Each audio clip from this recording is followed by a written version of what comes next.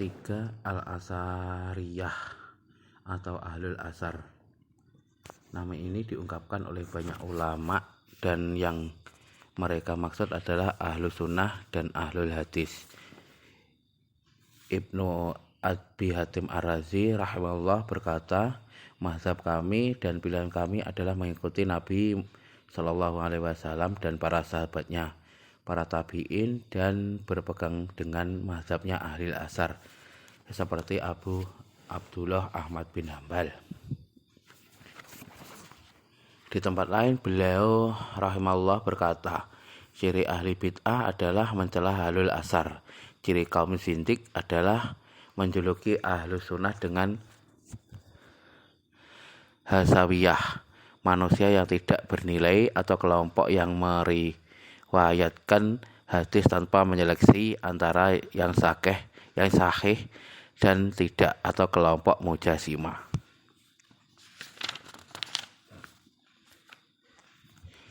Ciri-ciri Qadariyah adalah menjuluki Ahlul Asar dengan Mujibirah atau Jabariyah. Ciri Murji'ah adalah menjuluki Ahlus Sunnah dengan Mukhalifah, kelompok yang menyimpang, atau Nuqsaniyah, kelompok yang menyatakan bahwa iman itu bisa bertambah dan berkurang. Dan ciri Rifadhah adalah menjuluki Ahlus Sunnah sebagai nasibah, kelompok yang memusuhi Ahlul Bait. Nama-nama tersebut muncul dari para imam seperti Abi Nasr As-Sajji, Ibnu Taimiyah As-Safarayini, dan yang lainnya dari kalangan ulama. Mereka mengungkapkan nama itu sebagai penisbatan kepada asar, sedangkan secara istilah asar adalah nama lain dari hadis. Adapun makna Ahlul Asar seperti yang diungkapkan oleh As-Safarayini, yaitu orang-orang yang hanya mengambil akidah dari apa yang diriwayatkan dari Allah Subhanahu wa Ta'ala dalam kitabnya atau dalam sunnah Nabi Shallallahu Alaihi Wasallam, atau apa yang valid dan sahih dari para salafus soleh dari kalangan para sahabat yang mulia dan tabi'in yang memiliki kebesaran.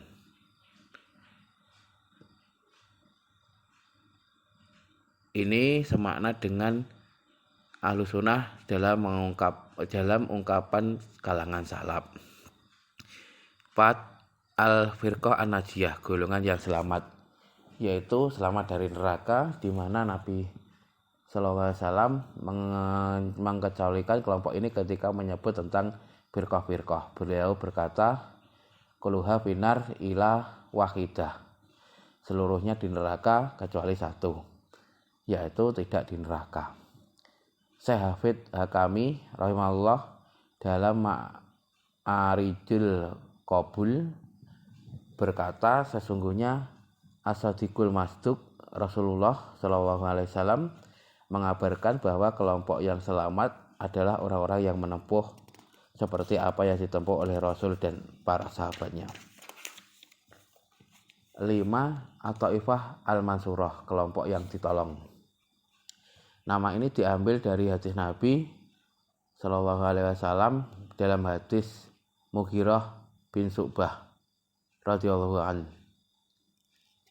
La tazalu ta'ifatun min umati zahirina ngalal haqi hatta ya'tiyahum amrullahi wa hum zahirun.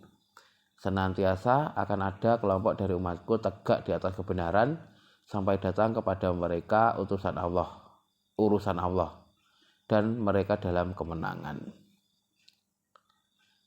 6. As-Salafiyah atau As-Salafiyun merupakan penisbatan kepada generasi salaf, sedangkan kata salaf secara bahasa adalah jamak dari salif, maknanya pendahulu. Arti salaf adalah jamaah yang terdahulu. Dari lafaz ini terdapat firman Allah Subhanahu wa Ta'ala dan kami jadikan mereka pendahulu dan contoh bagi orang-orang kemudian. Az-Zukhruf ayat 56. Imam Al-Baghawi rahimahullah dalam tafsirnya berkata, salaf adalah orang-orang yang terdahulu dari kalangan nenek moyang. Kami jadikan sebagai pendahulu agar orang-orang yang datang kemudian mengambil pelajaran dari mereka. Ibnul Asir rahimahullah berkata, salaf al-insan, seseorang adalah orang yang terlebih dahulu meninggal dari kalangan nenek moyang dan kerabatnya. Karena itu generasi terdahulu dari kalangan tabi'in disebut salafus soleh. Ini dari sisi bahasa.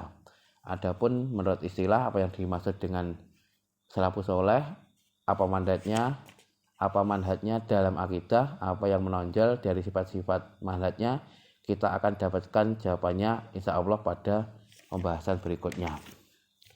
Bab baru, pengertian salaf. Telah dijelaskan sebelumnya bahwa makna salaf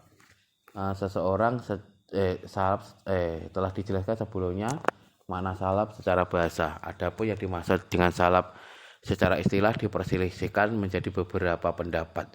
Yang paling penting diantaranya adalah mereka adalah para sahabat saja. 2, mereka adalah sahabat dan tabi'in. 3, mereka adalah sahabat, tabi'in, dan tabi'ut tabi'in. 4, salaf adalah generasi sebelum 500 hijrah. Dan pemilik pendapat ini menganggap bahwa salaf adalah mazhab yang dibatasi dengan batasan waktu tertentu dan tidak melampauinya. Kemudian wawasan Islam berkembang setelah itu melalui tokoh-tokohnya. Adapun batasan waktu ini cukup untuk pembatasan pemahaman salaf. Jika kita mengatakan bahwa yang dimaksud salaf secara zaman adalah mereka yang hidup pada 3 kurun atau 3 abad yang utama, berdasarkan hadis-hadis yang menyebutkan kurun yang utama secara spesifik, maka apakah setiap orang yang hidup pada kurun tersebut kita anggap salaf yang patut atau yang pantas diikuti? Tidak dipungkiri bahwa hal itu tidak benar. Jawaban pasti dari pertanyaan ini adalah tidak, karena realitanya telah banyak muncul firqah dan kelompok pada kurun waktu ini.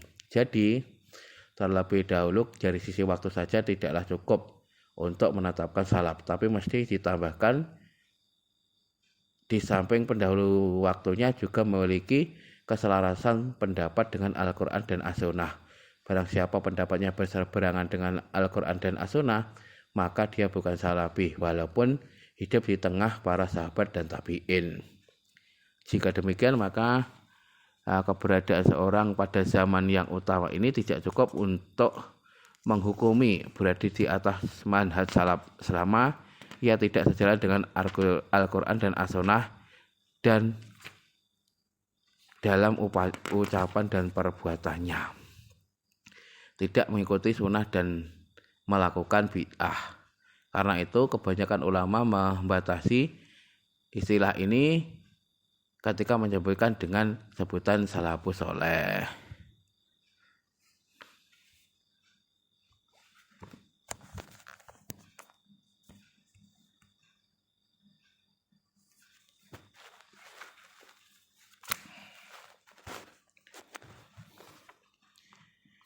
Imam As-Safarayini rahimahullah berkata, yang dimaksud dengan mazhab salaf adalah apa yang dianut oleh para sahabat yang mulia radhiyallahu anhu ajma'in dan para tokoh tabi'in yang mengikuti mereka dengan baik, serta tabi'ut tabi'in dan para imam agama ini yang disepakati keilmuannya, dikenal kedudukannya dalam agama, dan orang-orang yang mengambil ucapannya dari generasi ke generasi, bukan orang yang dituduh dengan kebid'ahan atau dikenal dengan gelar yang tidak pantas seperti Khawarij, Rafidhah, Qadariyah, Murji'ah, Jabariyah, Jamiyah, Mu'tazilah, Karomiyah, dan sejenisnya.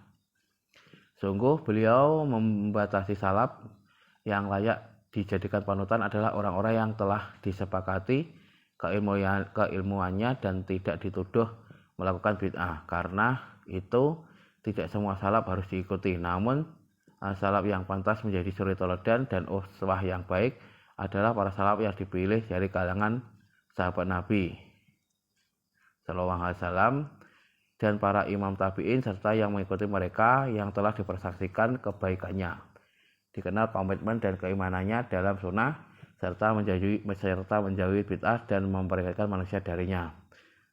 Sungguh Allah telah memerintahkan kita untuk mengikuti jalan para sahabat dan meneliti asar jejak serta menempuh manhaj mereka. Allah Subhanahu wa taala berfirman,